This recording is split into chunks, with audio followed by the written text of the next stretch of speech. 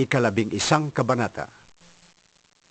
Pagkatapos ng mga tagubiling ito sa kanyang 12 alagad, umalis si Jesus upang magturo at mangaral naman sa mga bayang malapit doon. Nakabilanggo na noon si Juan na tagapagbautismo. Nabalitaan niya ang mga ginagawa ni Kristo kaya't nagsugo siya ng kanyang mga alagad upang itanong, Kayo po bang ipinangakong darating? O maghihintay pa kami ng iba? Sumagot si Jesus, Bumalik kayo kay Juan at sabi, niya ang mga ginagawa ni Kristo kaya't nagsugo siya ng kanyang mga alagad upang itanong, Kayo po bang ipinangakong darating? O maghihintay pa kami ng iba? Sumagot si Jesus, Bumalik kayo kay Juan at sabihin ninyo sa kanya ang inyong naririnig at nakikita. Nakakakita ang mga bulag. Nakakalakad ang mga pilay. Gumagaling ang mga ketongin. Nakakarinig ang mga bingi. Muling nabubuhay ang mga patay. At ipinapangaral sa mga dukha ang magandang balita. Mapalad ang taong hindi nag-aalinlangan sa akin. nang paalis na ang mga alagad ni Juan, nagsalita si Jesus sa mga tao tungkol kay Juan. Bakit kayo nagpunta sa ilang? Ano ang ibig niyong makita? Isa bang tambo na inuugoy ng hangin? Bakit kayo pumunta sa ilang? Para makita ang isang taong may maringal na kasuotan? Ang mga nagdaramit ng ganyan ay nasa palasyo ng mga hari. Ano nga ba ang ibig niyong makita? Isang propeta? Oo, siya'y propeta. At sinasabi ko sa inyo, higit pa siya sa propeta. Sapagkat si Juan ang tinutukoy ng kasulatan. Narito ang aking sugo na mauuna sa iyo.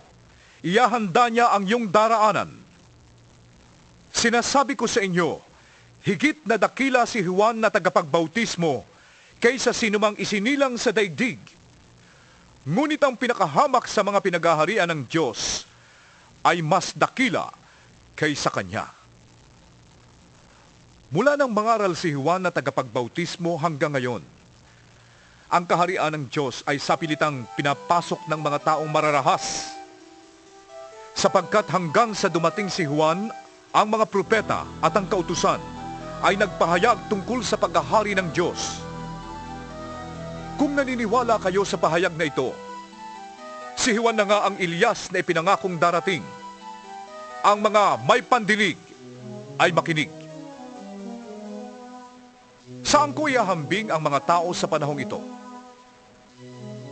Ang katulad nila ay mga batang nakaupo sa plaza at sumisigaw ng ganito sa kanilang mga kalaro. Tinugtugan namin kayo ng plauta, ngunit ayaw ninyong sumayaw. Umawit kami ng awit ng pagluluksa, ngunit ayaw ninyong tumangis. Sapagkat nakita nila si Juan na nag-aayuno at di umiinom ng alak, at ang sabi nila, sinasaniban ng demonyo ang taong yan. Nakita naman nila ang anak ng tao na kumakain at umiinom, at ang sabi naman nila, tignan ninyo ang taong ito. Matakaw, naglalasing, at kaibigan ng mga maniningil buwis at makasalanan. Gayunman, ang karunungan ng Diyos ay napapatunayang tama sa pamamagitan ng kanyang mga gawa. Pagkatapos, sinumbatan ni Jesus ang mga bayang nakasaksi sa maraming himalang ginawa niya roon sapagkat hindi sila nagsisit tumalikod sa kanilang mga kasalanan. Sinabi niya, Kawawa ka, Corazin! Kawawa ka, Bethsaida! Sapagkat kung sa Tiro at Sidon ginawa ang mga himalang ginawa sa inyo, malao na sanang nagdamit ng sako at naupo sa abo ang mga taga-roon bilang tanda ng kanilang pagsisisi.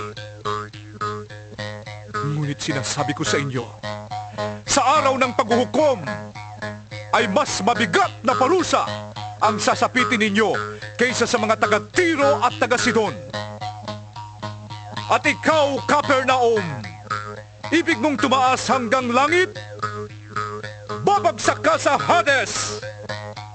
Sapagkat kung sa Sodoma ginawa ang mga himalang ginawa rito sa inyo, sana'y nananatili pa ang bayang iyon magpahanggang ngayon.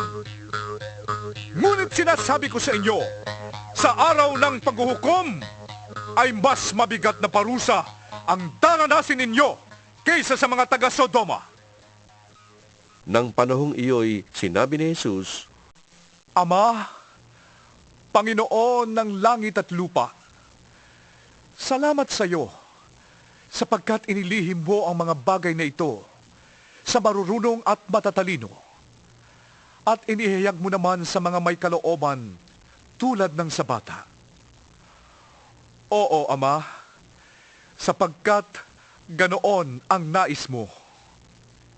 Ibinigay na sa akin ng aking Ama ang lahat ng bagay. Walang nakakakilala sa anak kundi ang Ama. At walang nakakakilala sa Ama kundi ang anak. At sa kanila na pinili ng anak na pagpahayagan niya. Lumapit kayo sa akin, kayong lahat na nahihirapan at nabibigatan sa inyong pasanin. At kayo'y bibigyan ko ng kapahingahan. Pasanin ninyo ang aking pamatok at tanggapin ninyo ang aking mga itinuturo, sapagkat ako'y maamo at mababa ang loob. Matatagpuan ninyo sa akin ang kapahingahan, sapagkat madaling dalhin ang aking pamatok at magaan ang pasaning ibinibigay ko sa inyo.